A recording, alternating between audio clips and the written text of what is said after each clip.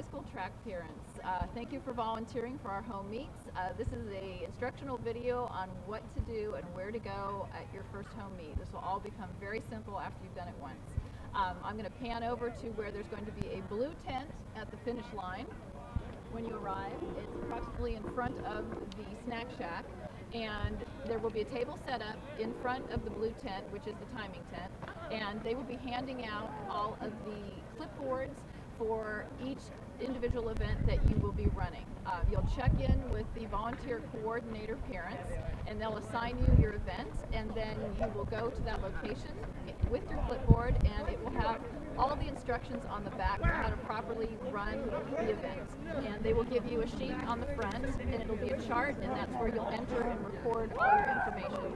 After your event has been completed, you will go back to the timing blue tent at the finish line, and you will turn in the sheet with all your recordings, and they will enter it into the computer for you. And that will be the completion of your task. Please tune in for our following videos. They will be specific to each event so that you might have some basic instruction on how to complete that event. Hello. Now that you've checked in at the volunteer check-in table and you've picked up your clipboard, then you come to the event, and we're going to demonstrate some basic instruction on how to run the long jump and the triple jump. First of all, the shed behind me is the equipment shed, and that is where you will find the rake, the tape measure, and this red flag is supposed to represent a cone, which we couldn't find today, but either will work. And then you'll have your clipboard to record your jumps. So first of all, I'd like you to take a look at the pit. It's already been raked. It doesn't need to be perfect. It just needs to be relatively even. We have to rake it in between every single jump, and so it doesn't need to be perfect, like I said. I want to demonstrate the run that the kids will take before they jump. Doing the long jump, it's these, the front board and the back board that they'll be jumping from, and they will tell you before they take their run which board they'll be jumping from. So depending on which board they say they're going to jump from, just mark it. So if the athlete has told you they're running from the front board, that would be this one. And I want to show you that they are able to touch the line. They are able to come all the way up to the end of the line, but they are not able to cross the line. And if they That's cross a scratch. The line, it's the board. It is a scratch. It counts as one of their 3 jumps, but they don't get a measurement because it wasn't a valid clean jump. So once again, they just have to have their foot behind the white line of the board. Now I'll be demonstrating how to measure a jump properly in the sand. Let's just pretend this is a great jump.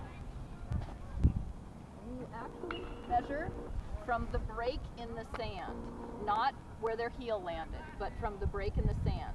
And in the event that when they jump they fall forward, that is a good jump, valid jump, and you still measure from the break of the sand. But if they fall backwards and they land on their hands, you measure from the break in the sand from the handprint. And if they fall on their rear end but they don't land their hands, you measure from the break in the sand from their rear end print. So that is accurately how you do that. You measure from the board that they told you they were jumping from. So that would be... You would measure from here, if they said the front board, all the way to the break in the sand where their furthest back point of their body landed. Also, I should mention that the entire meet is daylight dependent. We don't have lights here at the track, so we like to get the jump started as close to 3 o'clock as we can. We let the kids do a couple of minutes of warm-ups and put down their tape markings on the track, and then we have to proceed quickly because we run out of daylight sooner than you would think. Right now I'm going to demonstrate where the boards are for the triple jump. They are further back than the ones for the long jump, and they are 2, and the front board is the one closest to the sand pit, and the back board is the one farthest away from the sand pit.